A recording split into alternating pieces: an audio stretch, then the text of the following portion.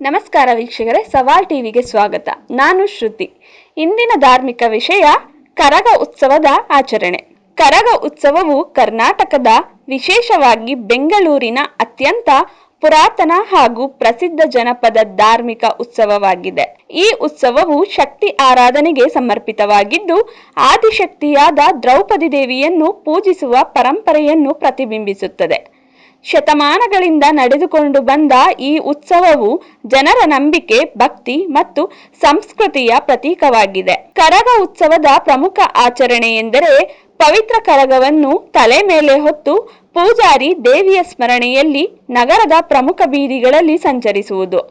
ಈ ಕರಗವನ್ನು ಹೂಗಳು, ನೀರು, ಧಾನ್ಯಗಳು ಮತ್ತು ಧಾರ್ಮಿಕ ವಸ್ತುಗಳಿಂದ ಅಲಂಕರಿಸಲಾಗುತ್ತದೆ. ಕರಗವನ್ನು ಹೊರುವ ಪೂಜಾರಿ ಕಠಿಣ ವ್ರತ, ಶುದ್ಧತೆ ಮತ್ತು ನಿಯಮಗಳನ್ನು ಪಾಲಿಸುತ್ತಾರೆ.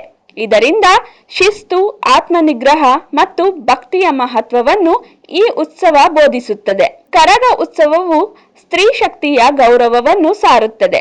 ಸಮಾಜದಲ್ಲಿ ಮಹಿಳಾ ಶಕ್ತಿಗೆ ನೀಡುವ ಸ್ಥಾನ, ತ್ಯಾಗ ಮತ್ತು ಧೈರ್ಯವನ್ನು ಈ ಆಚರಣೆ ಪ್ರತಿನಿಧಿಸುತ್ತದೆ. ಅಲ್ಲದೆ ಈ ಉತ್ಸವದಲ್ಲಿ ವಿವಿಧ ಸಮುದಾಯಗಳ ಜನರು ಜಾತಿ, ಮತ ಭೇದವಿಲ್ಲದೆ ಭಾಗವಹಿಸುವುದು ಸಾಮಾಜಿಕ ಏಕತೆಯ ಉತ್ತಮ ಉದಾಹರಣೆಯಾಗಿದೆ. ಈ ಉತ್ಸವವು ಜನಪದ ಸಂಸ್ಕೃತಿಯನ್ನು ಉಳಿಸಿ ಬೆಳೆಸುವಲ್ಲಿ ಪ್ರಮುಖ ಪಾತ್ರ ವಹಿಸುತ್ತದೆ.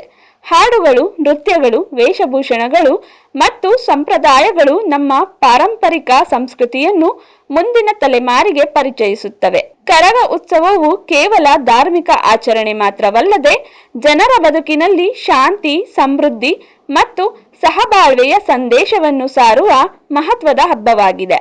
ಒಟ್ಟಿನಲ್ಲಿ ಕರಗ ಉತ್ಸವವು ಕೇವಲ ಧಾರ್ಮಿಕ ಆಚರಣೆಯಲ್ಲ, ಅದು ನಮ್ಮ ಪಾರಂಪರಿಕ ಸಂಸ್ಕೃತಿ, ಜನಪದ ಪರಂಪರೆ ಮತ್ತು ಸಾಮಾಜಿಕ ಏಕತೆಯ ಜೀವಂತ ಸಂಕೇತವಾಗಿದೆ.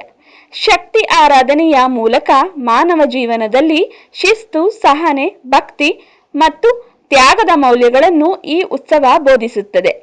ಜಾತಿ, ಮತ ಭೇದವಿಲ್ಲದೆ ಎಲ್ಲರೂ ಒಂದಾಗಿ ಭಾಗವಹಿಸುವ ಈ ಹಬ್ಬವು ಸಹಬಾಳ್ವೆ ಮತ್ತು ಸೌಹಾರ್ದತೆಯ ಸಂದೇಶವನ್ನು ಸಾರುತ್ತದೆ. ಆದ್ದರಿಂದ ಕರಗ ಉತ್ಸವವನ್ನು ಸಂರಕ್ಷಿಸಿ ಮುಂದಿನ ಪೀಳಿಗೆಗೆ ಪರಿಚಯಿಸುವುದು ನಮ್ಮೆಲ್ಲರ ಜವಾಬ್ದಾರಿಯಾಗಿದೆ. ಹೀಗೆ ಹೆಚ್ಚಿನ ವಿಡಿಯೋಗಳಿಗಾಗಿ ಸವಾಲ್ ಟಿವಿಯನ್ನು ಸಬ್ಸ್ಕ್ರೈಬ್ ಮಾಡಿ. ಈ ವಿಡಿಯೋ ಇಷ್ಟವಾಗಿದ್ದಲ್ಲಿ ಲೈಕ್ ಮಾಡಿ, ಶೇರ್ ಮಾಡಿ. ನಿಮ್ಮ ಅನಿಸಿಕೆಗಳನ್ನು ಕಮೆಂಟ್ನ ಮೂಲಕ ನಮಗೆ ತಿಳಿಸಿ.